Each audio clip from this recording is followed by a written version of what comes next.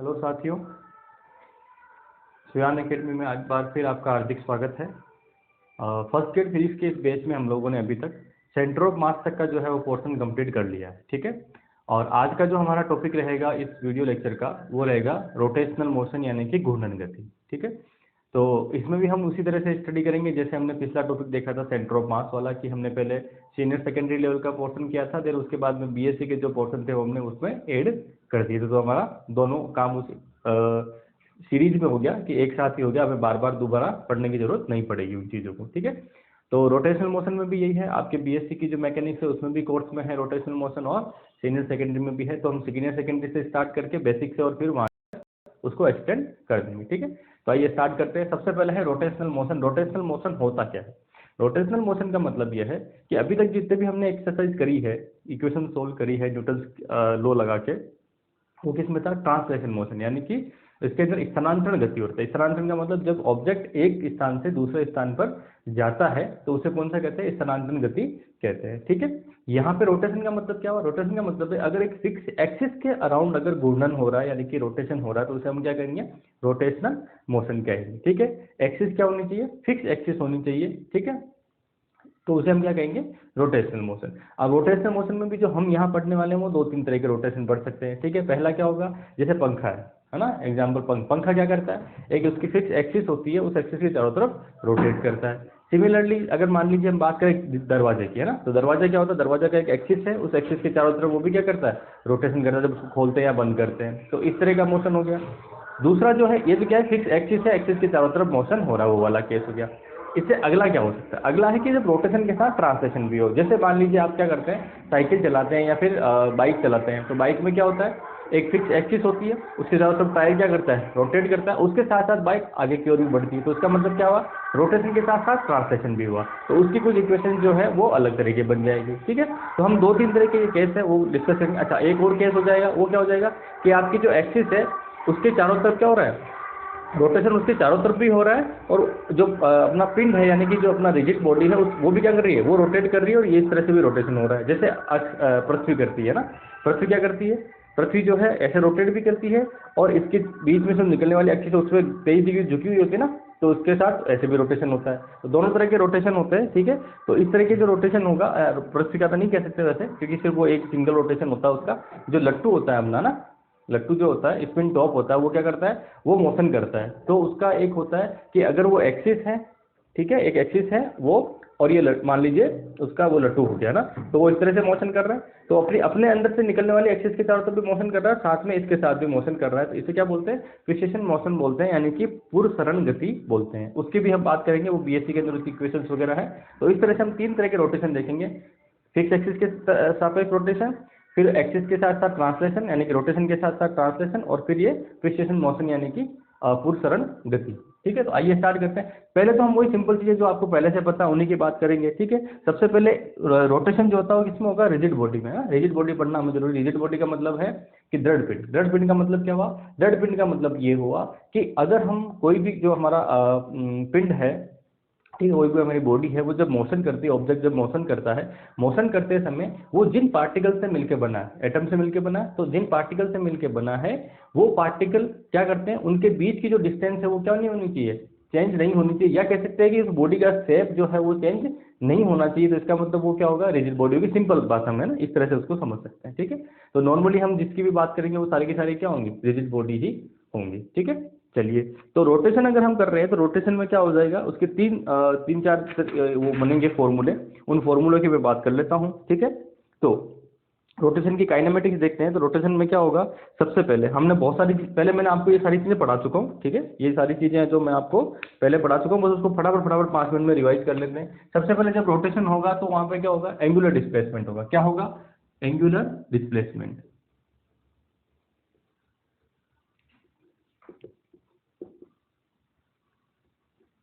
Angular displacement किस में लिखोगे? थीटा। यानी कि क्या होगा? वो एक एंगल होगा, यानी कि पॉइंट यहाँ से यहाँ पहुंचा तो ये एंगल क्या बना? थीटा, ठीक है, पी टू क्यू में, ठीक है। क्या हो गया? ये एंगुलर डिस्प्लेसमेंट। फिर यहाँ से जो वेलोसिटी हम बात करेंगे वो कौन सी होगी? Angular velocity. एंगुलर वेलोसिटी क्या होगा? ओमेगा, ठीक है। अगर इसकी एवरेज की बात करूंगा तो क्या हो गया? Theta two minus theta one upon t two minus t1 हो गया, ठीक है।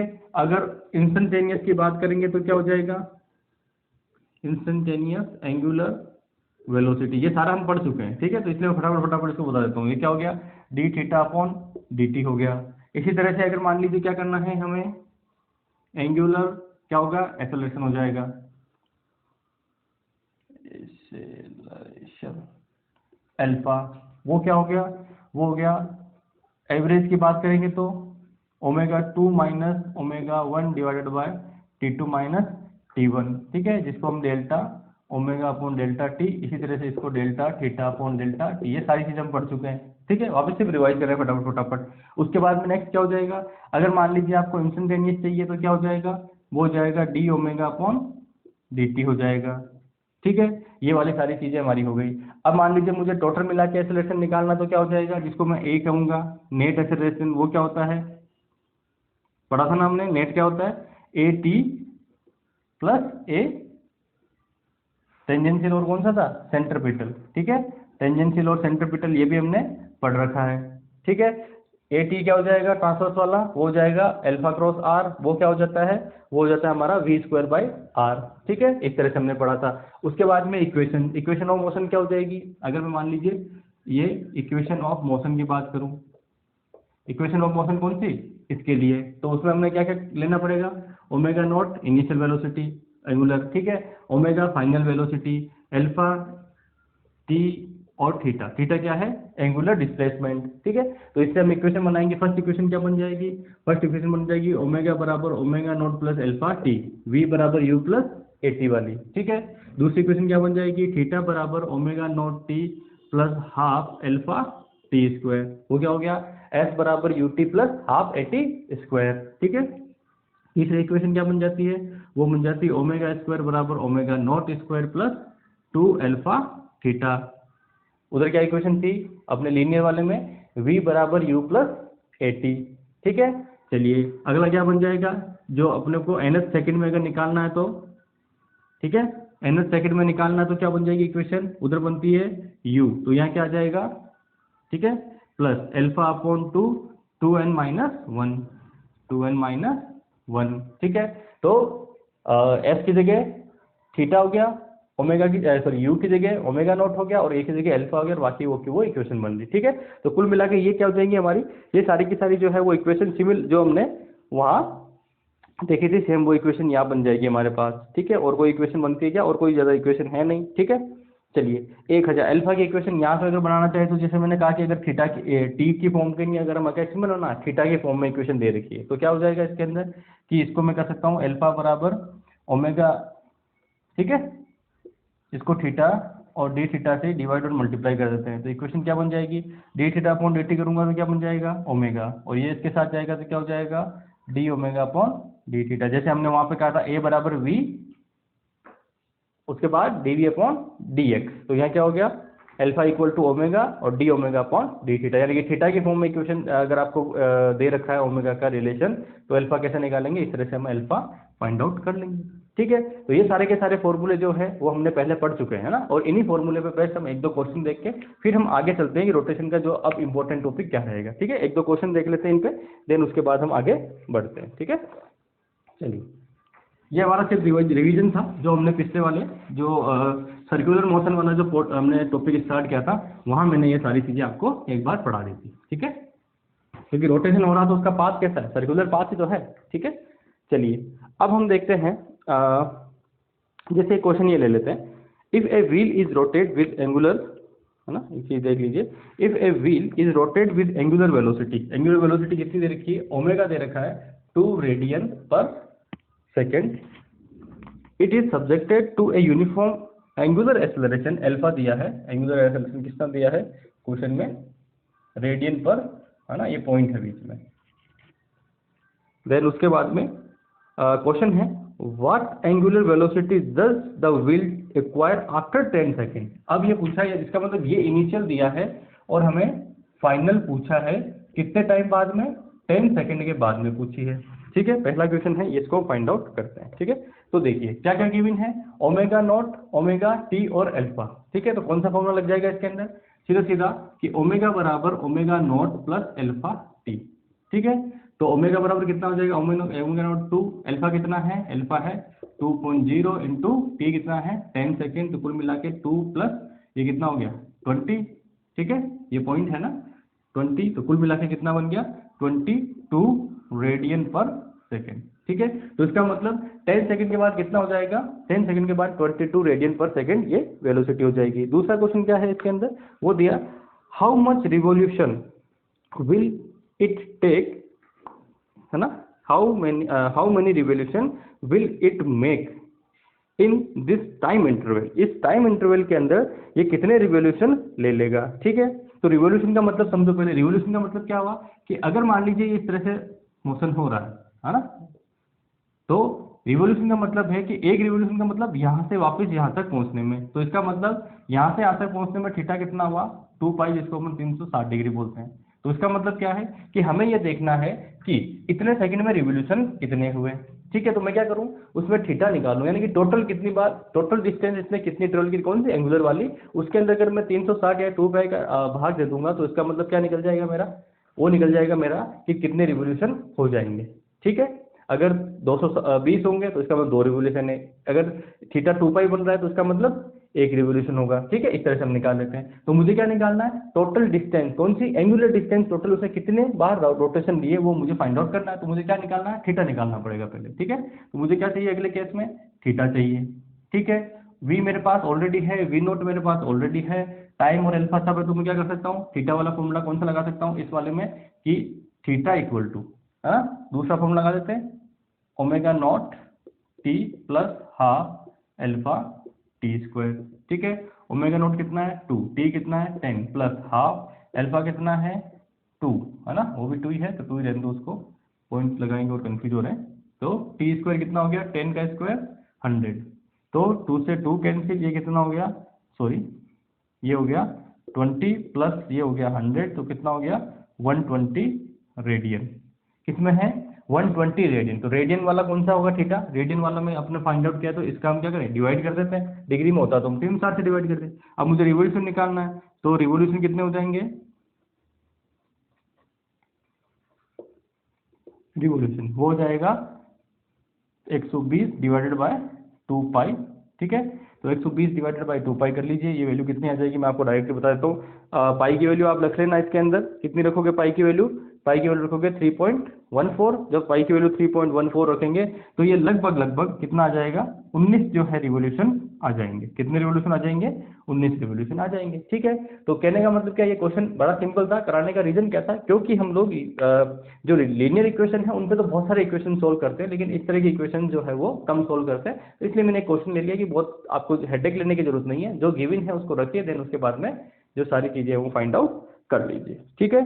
चलिए, और एक रिलेशन और भी होता है, हाँ क्या रिलेशन होता है कि लीनियर वेलोसिटी होती है v, तो वो क्या होता है ओमेगा क्रॉस r होता है, ठीक है।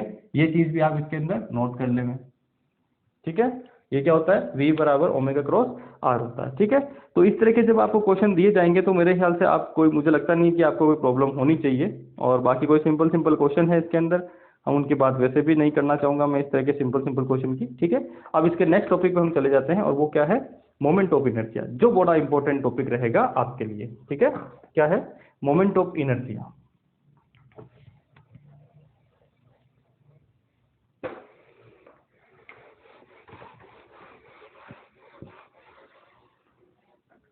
ठीक है, मोमेंट ऑफ इनर्शिया से क्वेश्चन बनता ही बनता है, क्योंकि पैरेलल एक्सिस थ्योरम और परपेंडिकुलर एक्सिस थ्योरम को यूज करके हम एक जो बॉडी हमारी होगी रिजिड बॉडी, उसके लिए हम अलग अलग सिचुएशन पे क्या निकालते हैं, मोमेंट ऑफ इनर्शिया निकालते हैं।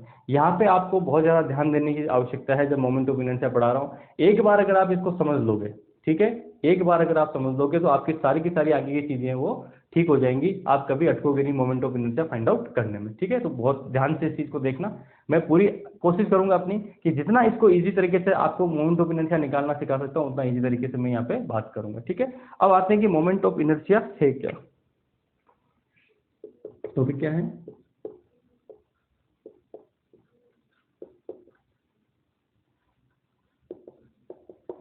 मोमेंट ऑफ इनर्शिया,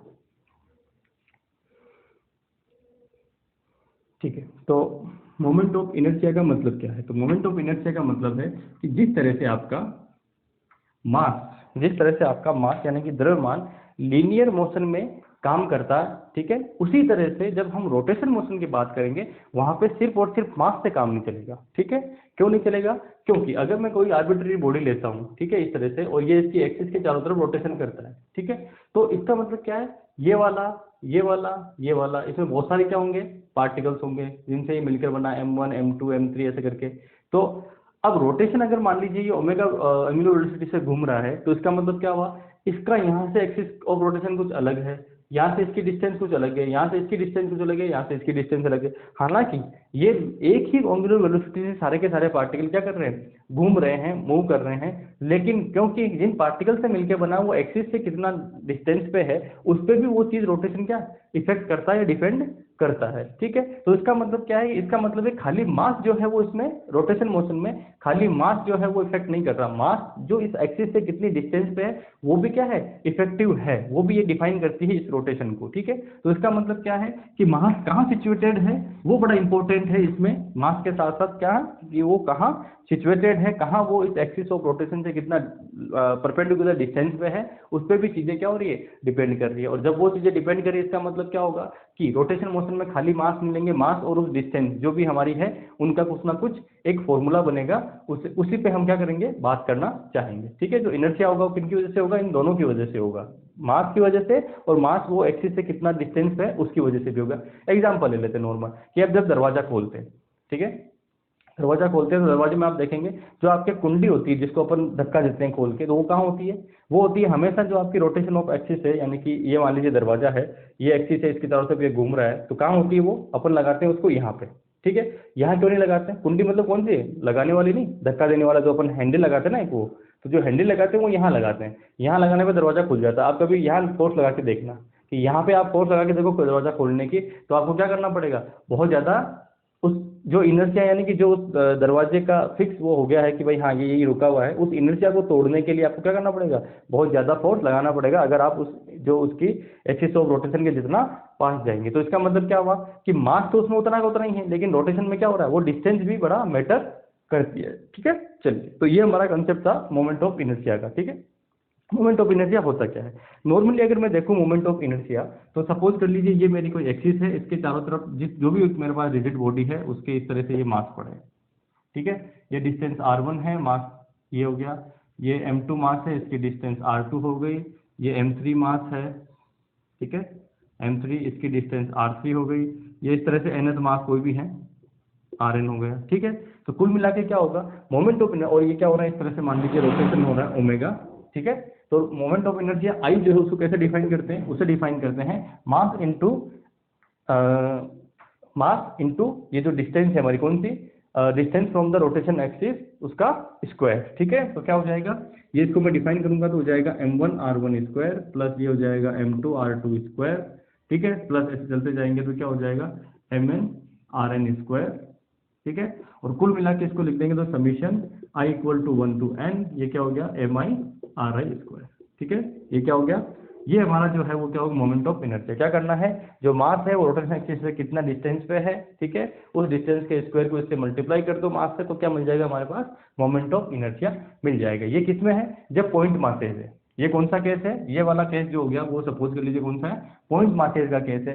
अगर नॉर्मली हमारे जो केस होगा वो पॉइंट मासेज का नहीं होगा, हमारे पास जो हम नॉर्मली रिजिड बॉडी पढ़ते हैं उसमें क्या है, कंटिन्यूस डिस्ट्रीब्यूशन होता है, यूनिफॉर्म डिस्ट्रीब्यूशन होता है। कंटिन्यूस डिस्ट्रीब्यूशन और यूनिफॉर्म का मतलब क्या है, जैसे आपने ये मार्कर है तो मार्कर में क्या है, छोटे छोटे मास जो जिन पार्टिकल से बनता है वो क्या है, यूनिफॉर्म डिस्ट्रीब्यूशन हो रहा है इसके अंदर, ठीक है। जब यूनिफॉर्म डिस्ट्रीब्यूशन हो रहा है उस केस में क्या करेंगे, जब आई निकालेंगे तो वो हो जाएगा आर स्क्वायर dm, ठीक है। क्या बन जाएगा, आर स्क्वायर dm, ठीक है। आर स्क्वायर dm से हम क्या करेंगे, जब कंटिन्यूस डिस्ट्रीब्यूशन है तो उस इक्वेशन को उसका मोमेंट ऑफ इनर्शिया आई जो है वो फाइंड आउट किससे करेंगे, इस वाली इक्वेशन से फाइंड आउट करेंगे। पॉइंट मासेज है तो इस वाली इक्वेशन से फाइंड आउट करेंगे, ठीक है। चलिए यहाँ से हम आगे बढ़ते हैं। अब इसका डायमेंशन यूनिट वगैरह ये मैं नहीं लिखवा रहा, ये आपको पहले से पता है, आप आराम से लिख सकते हैं, इसमें कोई बहुत बड़ी बात नहीं है। अब मैं जो कुछ इक्वेशंस जो हमारे काम आएंगी उनको लेना चाहूँगा। अच्छा, एक और चीज़ है इसके अंदर, रेडियस ऑफ गायसन यानी कि घूर्णन त्रिज्या, ये क्या होती है इसकी हम बात करते हैं, है ना। ये छोटे छोटे कंसेप्ट हैं, इनको आप देख लीजिए, वैसे तो आपको पहले से पता है, इसलिए मैं फटाफट आगे बढ़ रहा हूँ क्योंकि हमारा टारगेट क्या है, फर्स्ट गेट क्लियर करना है, तो फर्स्ट गेट के हिसाब से जहां मुझे आपको लगेगा कि हाँ यहाँ पता होना चाहिए वो चीज़ मैं आपको बोल दूंगा ना। जस्ट इसके बाद जब हम इसको यूज करेंगे ना, वो बड़ा इंपॉर्टेंट है कि moment of inertia find out करना। ठीक है, तो मोमेंट ऑफ इनर्शिया में नेक्स्ट है रेडियस ऑफ ग्राइसन। ये क्या होती है?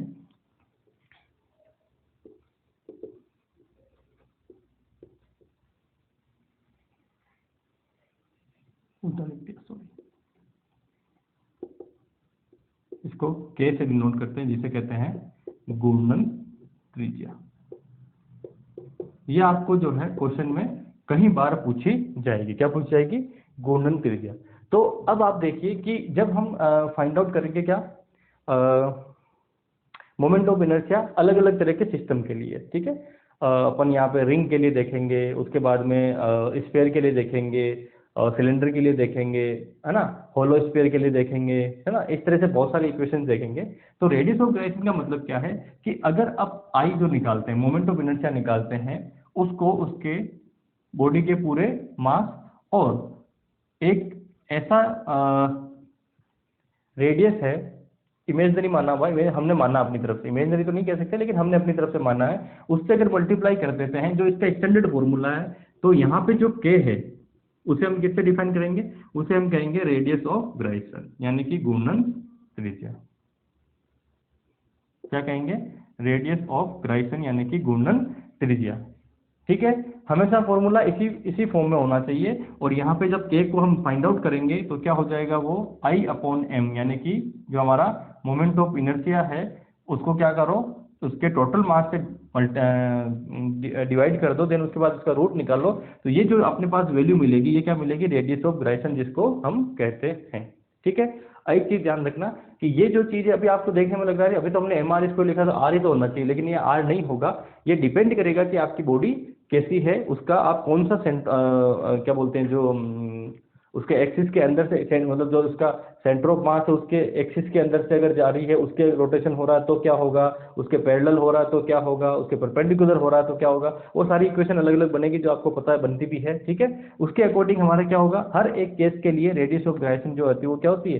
चेंज होती रहती है। तो कई बार ये क्वेश्चन आपको पूछा जा सकता है एग्जाम के अंदर कि एक आपको सिस्टम देंगे, उसकी रेडियस ऑफ ग्राइसन फाइंड आउट करनी होती है। ठीक है, तो कुल मिला के छोटे छोटे कंसेप्ट थे। ठीक है, अब दो थ्योरम है जो बड़े इंपॉर्टेंट है जब हम ये निकालेंगे। ठीक है, क्या बोलते हैं, सेंटर ऑफ मास। तो उसके लिए पहला जो है वो क्या है, वो है परपेंडिकुलर एक्सिस, या थ्योरम ऑफ परपेंडिकुलर एक्सिस। ठीक है, पहला कौन सा है? Perpendicular axis theorem. मैं शॉर्ट में लिख रहा हूँ, परपेंडिकुलर एक्सिस थ्योरम। अब परपेंडिकुलर एक्सिस थ्योरम क्या है कि मान लीजिए कोई बॉडी है। ठीक है, अगर कोई बॉडी है वो कुछ इस तरह से किसमें पड़ी है? एक तल में पड़ी है। तल का मतलब समतल है, उसके अंदर पड़ी है। तो उसके अंदर क्या होगा, उसकी तल से निकलने वाले, उसके जो खुद का प्लेन है उससे निकलने वाली दो एक्सिस होंगी, एक एक्स एक्सिस होगी, एक वाई एक्सिस होगी। ठीक है, और इस दोनों के परपेंडिकुलर, यानी कि इस जो समतल हमने बॉडी ली है, ठीक है, वो जो बॉडी ली है उस बॉडी के प्लेन के परपेंडिकुलर, बॉडी के प्लेन के परपेंडिकुलर एक एक्सिस होगी, उसे क्या कहेंगे? जेड एक्सिस कहेंगे। तो इस एक्सिस के रेस्पेक्ट में अगर इसका मोमेंट ऑफ इनर्शिया कितना है? आई वाई है, इसमें आई एक्स है, और इसमें कितना है? I Z. अगर इस तरह से घूमता है तो आई जेड है, अगर इस तरह से घूमता है तो आई वाई है, और इस तरह से घूमता है तो आई, है ना। तो आप इसके लिए क्या कर सकते हैं कि ये अगर मान लीजिए मेरे पास बुक है हमारी, है ना, तो इस बुक के क्या होगा? ये प्लेन है। ठीक है, तो ये तो कौन सी है? जेड एक्सिस हो गई जो मैंने ये बताई है। ये कौन सी हो गई? ये हमारी वाई एक्सिस हो गई। और ये कौन सी हो गई? X axis. जो इस प्लेन में से निकल रही है वो कौन सी है? एक्स और वाई। ठीक है, तो ये एक्सिस थ्योरम ये कहता है कि जो हमारा परपेंडिकुलर एक्सिस के रेस्पेक्ट में मोमेंट ऑफ इनर्शिया होगा वो किसके इक्वल होगा? वो ये जो हमारे दोनों एक्स और वाई, जो इसके प्लेन में से, जो बॉडी के प्लेन में से निकलने वाली एक्सिस हैं दोनों, उनके मोमेंट ऑफ इनर्शिया के एडिशन के इक्वल होगा। ठीक है, उनके योग के बराबर होगा। ठीक है, दिमाग में क्या रखना है, जो इस प्लेन के परपेंडिकुलर एक्सिस है उस परपेंडिकुलर एक्सिस के रेस्पेक्ट में मोमेंट ऑफ इनर्शिया जो बॉडी के प्लेन में से जाने वाली दो एक्सिस होंगी उनके मोमेंट ऑफ इनर्शिया के क्या होगा? एडिशन के इक्वल होगा। यही क्या कहता है? परपेंडिकुलर थ्योरम जो है वो कहता है। ठीक है, दूसरा जो थ्योरम है वो क्या है? वो है parallel axis theorem. Parallel axis theorem. अब पैरेलल एक्सिस थ्योरम क्या कहता है? पैरेलल एक्सिस थ्योरम कहता है कि अगर मान लीजिए ये कोई बॉडी है इस तरह से कोई भी, उसके यहाँ से ये क्या है उसका, मान लीजिए सेंटर ऑफ मास, ठीक है, ये क्या है इसका सेंटर ऑफ मास। तो सेंटर ऑफ मास से निकलने वाली एक्सिस के सापेक्ष रोटेशन, ठीक है, किसके रेस्पेक्ट में, जो संयम है हमारा सेंटर ऑफ मास से निकलने वाली एक्सिस के सापेक्ष अगर रोटेशन गिवन है, तो कोई दूसरी एक्सिस अगर हम लेते हैं जिसकी डिस्टेंस यहाँ से कितनी है d डिस्टेंस पे, अगर हम कोई एक्सिस लेते हैं, इसके रेस्पेक्ट में अगर मुझे क्या निकालना है, इसके रेस्पेक्ट में अगर मुझे ये इसको आई कह देते हैं, इसके रेस्पेक्ट में अगर मुझे मोमेंट ऑफ इनर्शिया निकालना है, तो ये दोनों क्या एक दूसरे के पैरेलल हैं, तो क्या हो जाएगा, आई जो होगा वो I C M plus centre of mass जो है उसके रेस्पेक्ट में जो है मोमेंट ऑफ इनर्शिया प्लस जो इसका टोटल मास m, इसका मास कितना टोटल m इंटू इन दोनों के बीच की डिस्टेंस के स्क्वायर के इक्वल होगा। ये क्या है मेरा पैरेलल एक्सिस थ्योरम। इन दोनों थ्योरम्स का यूज मैं बहुत तगड़ा वाला करने वाला हूं आगे आने वाले क्वेश्चंस में, और ये चीजें आपको यहीं से क्लियर कर लेनी है। ध्यान क्या रखना है, परपेंडिकुलर एक्सिस थ्योरम में क्या है कि जो आपकी प्लेन बॉडी होगी उसके लिए लगाएंगे। प्लेन बॉडी में क्या आ सकता है, रिंग आएगा, ठीक है, उसके बाद क्या आएगा, सही है, रिंग है, चपटे जो भी चीजें होंगी, रिंग हो गया, डिस्क हो गया, इन सब के लिए कौन सा लगेगा, ये वाला केस लगेगा, ठीक है। फिर किसकी बात करेंगे, ये वाले केस की, पैरेलल वाला का आएगा, स्फीयर वाले केस पे आएगा, और अपने जो बेलन वाला केस, बेलन वाला मतलब सिलेंडर वाला केस है, उसके लिए हम फाइंड आउट करेंगे, तो इनका करेंगे, ठीक है, समझ लिया। यहाँ ध्यान क्या रखना है, सेंटर ऑफ मास में से निकलने वाली एक्सिस के रेस्पेक्ट में हमें फाइंड आउट करना है, गिवन होगा, ठीक है, मतलब निकाल सकते हो आप आराम से, वो हम पढ़ेंगे स्टार्टिंग से। देन उसके बाद में जो भी मास है इसका टोटल, उससे किसको मल्टीप्लाई करना है, सेंटर ऑफ मास से निकलने वाली एक्सिस और इसके बीच की जो हमारी परपेंडिकुलर डिस्टेंस है वो उसको मल्टीप्लाई करके इसको स्क्वायर करके यहाँ पे लिखना है। तो ये जो दोनों थ्योरम है ये आपको नींदों में पूछे तो भी पता होनी चाहिए, क्योंकि ये अगर दोनों पता है तो आपके आगे आने वाली जो सारी की सारी मोमेंट ऑफ इनर्शिया वाला जो केस है उनकी सारी इक्वेशंस को आप आराम से सोल्व कर पाएंगे, ठीक है। चलिए अब मैं कुछ एग्जाम्पल लेता हूं और देन उसके बाद में हम आगे बढ़ते हैं। चलिए तो अब सिंपलेस्ट, अब हम एक एक करके moment of inertia find out करते हैं। मैं कोई भी यहाँ पे डेरिवेशन नहीं करवाने वाला हूँ, मैं आपको सिर्फ और सिर्फ कुछ चीज़ों को बताऊंगा और देन उसके बाद हम आगे बढ़ जाएंगे। सबसे पहले क्या है, सबसे पहले है रिंग। तो रिंग कैसी होती है, कुछ इस तरह की रिंग होती है,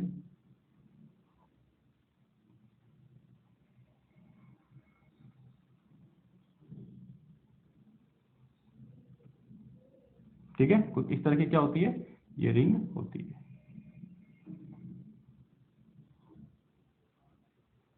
ना, कुछ इस तरह की रिंग होती है। इसका आपको क्या दिखेगा, अंदर का पार्ट तो दिख रहा है और बाहर का पार्ट नहीं दिख रहा होगा, ठीक है। इस तरह की आपके पास क्या होती है, ये रिंग, थोड़ा सा ये चौड़ा कम बना है, इसको अच्छे से बना देते हैं, क्योंकि देखो 3D व्यू है तो 3D व्यू दिखना बड़ा जरूरी है।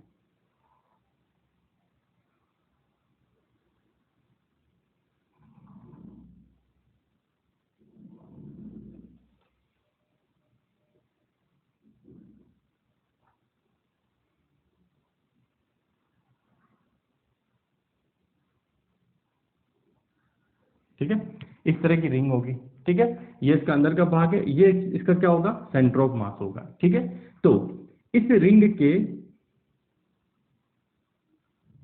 ये जो एक्सिस होगी इसके चारों तरफ अगर रोटेशन हो रहा है, इसका मास कितना टोटल m है, इसके चारों तरफ अगर क्या हो रहा है, इस तरह से रोटेशन हो रहा है, ठीक है, रिंग का रोटेशन हो रहा है, तो उस रिंग के रोटेशन में हो रहा है, तो इसका मतलब क्या होगा, इसकी वजह से जो इसकी वजह से, यानी कि हमारा फर्स्ट केस है, ये फर्स्ट हमारी एक्सिस हो गई, ठीक है, इसकी वजह से जो सेंटर ऑफ मास होगा ये आपको याद रखना कितना होगा, ये ऑलवेज mr स्क्वायर होगा। कितना होगा, ये अगर डिस्टेंस कितनी है इसकी या रेडियस कितनी है r है, तो ये कितना होगा, mr स्क्वायर होगा, ये आपको पता होना चाहिए। अब इसके आगे जो है एक भी चीज पता रखने की जरूरत नहीं, याद रखने की, अब हम सारी की सारी चीजें फाइंड आउट करेंगे, ठीक है।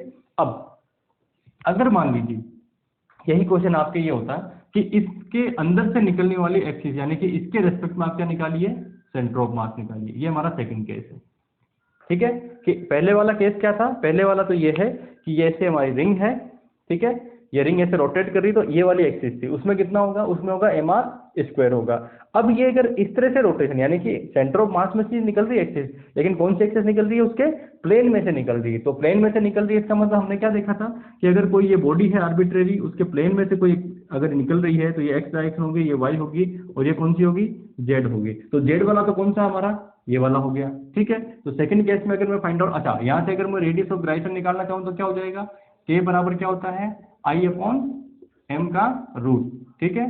तो के बराबर कितना हो गया, तो देखिए यहाँ पे एम r² अपॉन एम का रूट, एम से एम कैंसिल आउट, तो के बराबर कितना हो गया, आर के बराबर हो गया। तो पहले केस के लिए क्या हो गया, के बराबर आर के इक्वल हो गया, ठीक है। सेकंड केस की बात करते हैं। सेकंड केस में क्या होगा कि आप क्या जानते हैं कि इसको आप एक्सिस बना लीजिए ऐसे, जो इसके अंदर से गुजर रही है, ठीक है। ये हमारी एक्स एक्सिस हो गई, ये हमारी वाई एक्सिस हो गई। तो हम क्या जानते हैं कि एक्स एक्सिस और वाई एक्सिस का जो होगा टोटल मिला के जो जेड एक्सिस होगा वो किसके बराबर होता है, एक्स प्लस वाई के बराबर होता है। और इस वाले केस में क्या है, क्योंकि अगर आप एक्स एक्सिस में जाओ चाहे वाई में जाओ, वो क्या रहेगी, सिमेट्रिक रहेगी। तो इसका मतलब मोमेंट ऑफ इनर्शिया इसमें और इसमें दोनों में क्या रहेगा, सेम ही रहेगा, ठीक है। उसमें कोई चेंज तो हो नहीं रहा रिंग के अंदर। दोनों एक्सिस में अगर एक्स में जाओगे तो भी वैसी ही रिंग दिखेगी, और वाई में जाओगे तो भी डिस्ट्रीब्यूशन कैसा है, मास का सेम नहीं है। तो इसका मतलब क्या है, यहाँ पे एक्स और वाई दोनों क्या है, इक्वल है। जब इक्वल है इसका मतलब क्या हो जाएगा, 2x लिख दूं इसको, ठीक है। तो z बराबर कितना हो गया 2x, तो x बराबर कितना हो गया z अपॉन 2, तो z कितना है mr², तो कितना हो गया mr²/2। तो कुल मिला के क्या हो गया, कुल मिला के अगर रिंग के प्लेन में से कोई एक्सिस जा रही है, उसके रेस्पेक्ट में रोटेशन हो रहा, तो उस केस में क्या होगा, उस केस में mr²/2 हो जाएगा, ठीक है। अब यहाँ पे आपको रेडियस ऑफ ग्राइसन निकालनी है, तो क्या हो जाएगा, तो यहाँ पे देखिए रख लीजिए, तो क्या हो जाएगा r/√2, ठीक है। इस वाले क्वेश्चन में कितना हो जाएगा, r/√2। इस वाले फॉर्म में रख के आप आम सोल्यूशन निकाल सकते हैं, ठीक है। हो गया केस, सेकंड केस हो गया। थर्ड केस की बात कीजिए। थर्ड केस क्या है, थर्ड केस हमारा ये है कि अब आप ये चाहते हैं कि मैं यहाँ पे फाइंड आउट करना चाहता हूँ इस वाली एक्सिस के रेस्पेक्ट में, इस तरह से रोटेशन हो रहा है। ये हमारा थर्ड केस है। थर्ड केस क्या है कि आपकी जो रिंग है, ठीक है, इस तरह से रिंग है, इस रिंग के यहाँ है ना, इसका जो है हमारा ये परिधि यानी कि सर्कमफ्रेंस है, उसके रेस्पेक्ट में इस तरह से मोशन कर रहे हो, तो उस केस में क्या रेडियस ऑफ सॉरी ये मोमेंट ऑफ इनर्शिया होगा, ठीक है। ये वाला केस है। तो इस वाला केस का मतलब क्या है कि ये किसके पैरेलल आ रही है, ये फर्स्ट वाली के पैरेलल आ रही है। तो यहाँ क्या लगा देते हैं, पैरेलल एक्सिस थ्योरम लगा देते हैं, ठीक है। क्या लगा देते हैं, पैरेलल एक्सिस थ्योरम। तो ये कौन सी है, सेंटर ऑफ मास से निकलने वाली, ठीक है। आपको फाइंड आउट किसके लिए करना है, इसके लिए। इन दोनों के बीच की डिस्टेंस कितनी है, रेडियस के इक्वल है। तो क्या बन जाएगा फॉर्मूला कि I = ICM + MD²। तो उसके अकॉर्डिंग I = कितना हो जाएगा, ठीक है, I = हो जाएगा हमारे पास ICM यानी कि इसके रेस्पेक्ट में कितना आ रहा है mr²। तो हमने लिख दिया mr² प्लस m इंटू इसके रेस्पेक्ट में कितना है m, तो टोटल मास हो गया, डिस्टेंस कितनी है r, तो ये हो गया r²। तो कुल मिला के कितना हो गया 2mr²। तो I बराबर कितना हो गया 2mr²। तो K बराबर कितना हो जाएगा √2r हो जाएगा, कितना हो जाएगा √2r हो जाएगा, ठीक है। चौथा केस लीजिए। चौथा केस क्या हो जाएगा कि ये एक्सिस हो गई। अब मान लीजिए ये एक्सिस लेनी है आपको, कौन सी, इस तरह से, थोड़ा सा ये वाली जो एक्सिस है इसमें आपको फाइंड आउट करना है, यानी कि इस तरह से रोटेशन हो रहा है। तो ये मेरा कौन सा हो गया, चौथा केस है ना, चौथा केस हो गया। अब ये किसके पैरेलल है, तो कहने का मतलब क्या है कि ये मेरा है ना ये सेंटर ऑफ मास से निकलने वाली जो मैंने एक्स से शो किया है, ठीक है। और ये दूसरी वाली कौन सी है, जो इसके, तो मुझे किसके फाइंड आउट करना है, इसके रेस्पेक्ट में फाइंड आउट करना है, प्लेन के अंदर जो है, तो इसके रेस्पेक्ट में फाइंड आउट करना है। इसका मतलब ये किसके पैरेलल है, एक्स के पैरेलल है। डिस्टेंस कितनी होगी, क्योंकि ये डिस्टेंस कितनी होगी, इसकी रेडियस के इक्वल होगी।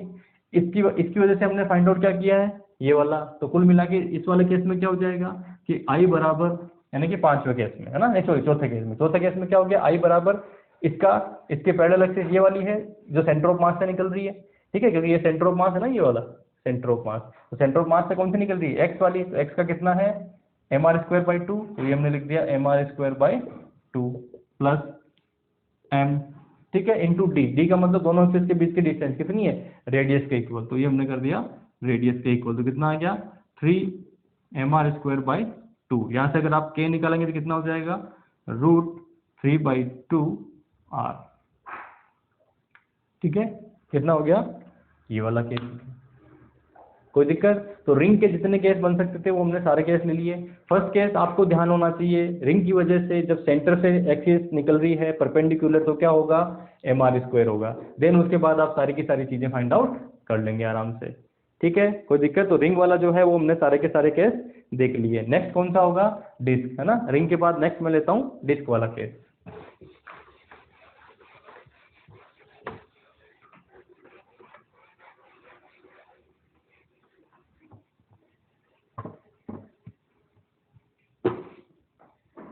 अब डिस्क कैसी होगी, सिर्फ और सिर्फ रिंग जैसी होगी दिखने में, और हमें क्या करना है, उसको भर देना है ना। ऊपर से डिस्क कैसी होती है, ये थोड़ा ज्यादा हो गया,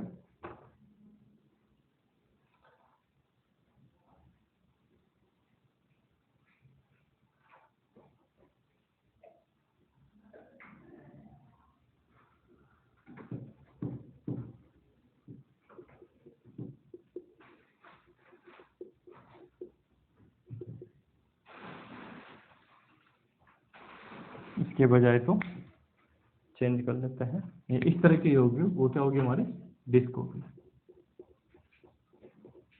ठीक है, ये क्या होगी डिस्क, और ये क्या होगा इसका सेंटर ऑफ मास होगा।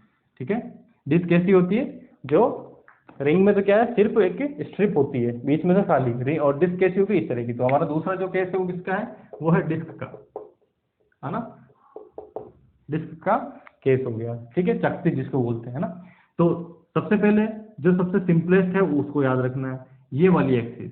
ठीक है, जो कहाँ से निकल रही है, सेंटर ऑफ मास से निकल रही है। अब जो सेंटर ऑफ मास से जिसको निकल रही है और जो भरी हुई है, उसमें क्या ध्यान रखना है कि सिर्फ इसकी वजह से जो आई होता है वो कितना होता है, हाफ mr² होता है। कितना होता है, हाफ mr। जब रिंग होती है तो कितना होता है, mr²। जब डिस्क होती है तो कितना होता है, हाफ mr²। बस इस एक को याद रखिए, बाकी सब हम अपने आप फाइंड आउट कर लेंगे। ठीक है, अब दूसरा केस कौन सा हो गया, ये वाला।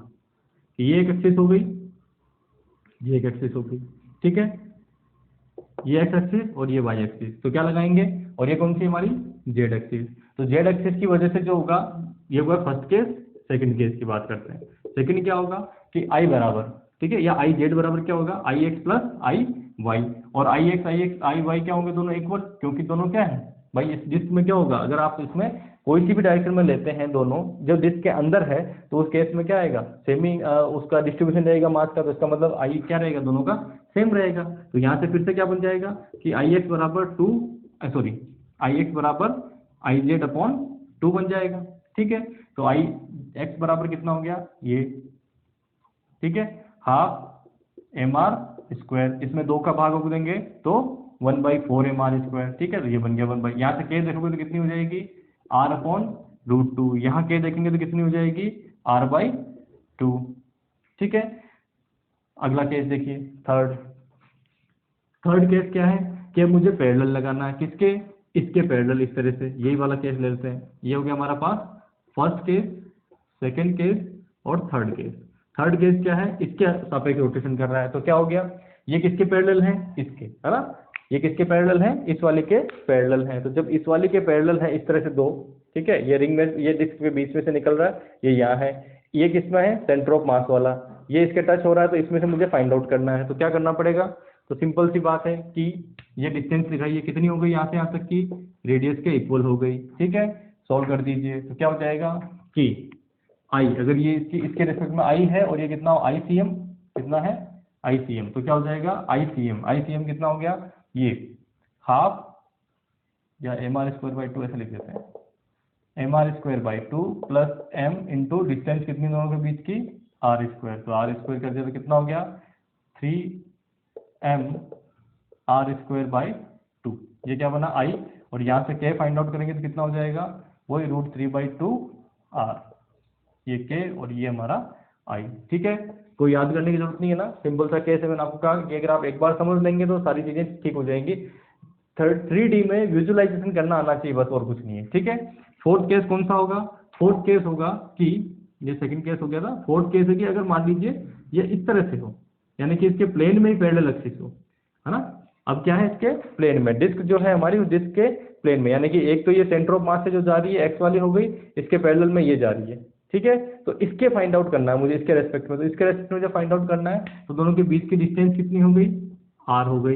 इसके रेस्पेक्ट में सेंटर ऑफ मास कितना एक्स वाली के, तो ये रहा, है ना, सेंटर ऑफ मास में सॉरी मोमेंट ऑफ इनर्शिया। तो यहाँ से क्या बनेगा, आई बराबर, ठीक है, इसका लीजिए क्योंकि पैरेलल है तो पैरेलल में पहले कौन सी लेंगे, एक्स वाली इसके पैरेलल है, तो हो गया m r square by 4 plus m into दोनों के बीच की डिस्टेंस कितनी है, आर है, सॉरी आर स्क्वायर, है ना, स्क्वायर में लेना तो आर स्क्वायर, ठीक है, दोनों को जोड़ दीजिए तो ये जाएगा 5/4, है ना, 5/4 एम आर स्क्वायर, ठीक है। तो ये तो क्या हो गया हमारे पास, आई हो गया, किसके लिए, चौथे नंबर के लिए, ठीक है, किसके लिए, चौथा नंबर कौन सा हमारे पास, ये वाला, है ना। उसके बाद में अगर मुझे के फाइंड आउट करनी है तो के कितनी हो जाएगी, √5/4, या इसको कर सकता हूँ √5/2 आर, ये क्या हो जाएगी, रेडियस ऑफ गायरेशन यानी कि घूर्णन त्रिज्या हो जाएगी, ठीक है। तो कुल मिला के हमने 2 केस देख लिए हैं और मेरे हिसाब से आज का टाइम, हाँ करीब करीब टाइम हो गया है। तो नेक्स्ट केस जो बचे हुए हमारे बेलन के, रोड के, ये सारे केस जो है अपन नेक्स्ट वीडियो लेक्चर में देखेंगे। और नेक्स्ट वीडियो लेक्चर में जो देखेंगे, यानी कि अभी तक जो हम ये चीजें पढ़ रहे हैं ना, इसमें से एक क्वेश्चन आपके पड़ जाता है। देन उसके बाद में हम देखेंगे कि अगर मान लीजिए यूनिफॉर्म जो अलग अलग अपना सिस्टम है, उस सिस्टम में बहुत सारे मार्क्स दे रखे हैं, उस केस में कैसा होगा। देन उसके बाद बीएससी वाली इक्वेशंस की आप एंगुलर मोमेंटम और जो हमारा एंगुलर मोमेंटम और टॉर्क, उनमें क्या रिलेशन होगा, ठीक है, उनके मोशन को कैसे डिफाइन करेंगे, एंगुलर मोमेंटम कंजर्वेशन लॉ देखेंगे। ये सारी चीजें जो है उस पर बेस्ड क्वेश्चन प्लस उनके जो कंसेप्ट हैं वो हम नेक्स्ट वीडियो लेक्चर में देखेंगे। तो आज के लिए इतना ही काफी है। Thank you very much.